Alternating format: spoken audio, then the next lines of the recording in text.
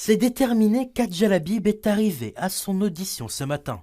La candidate commissaire européenne a répondu pendant plus de 2 heures aux questions de 54 députés européens, mais avant cela, elle s'est exprimée sur ses projets mais aussi son histoire. Pourquoi suis-je en train de vous raconter mon histoire?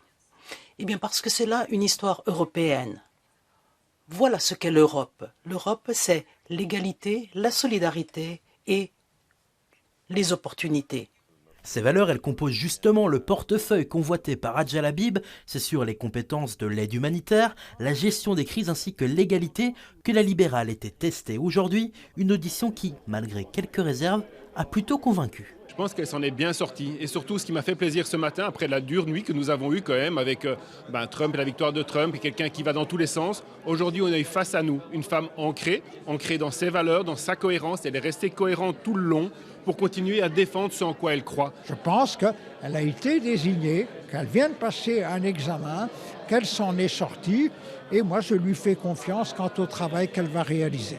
Le portefeuille d'Adja Labib avait déçu lors de son annonce. Il avait été jugé pas assez important, mais avec l'actualité, il semble plus important que jamais. Celui qui ne comprend pas que la préparation aux crises ou l'égalité ou l'aide humanitaire ne sont pas des dossiers majeurs, je ne sais pas très bien par quel bout le prendre pour l'expliquer. Mais en tout cas, effectivement, quand vous entendez les questions qui ont été posées, les réponses qui ont été apportées, vous voyez à quel point ce sont des dossiers qui sont vastes. Trop vaste pour certains.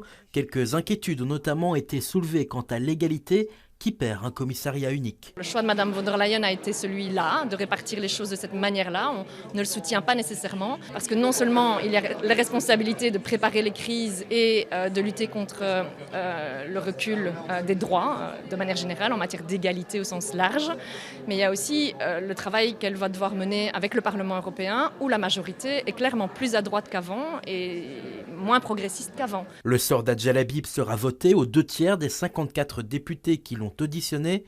La décision est attendue d'ici 24 heures.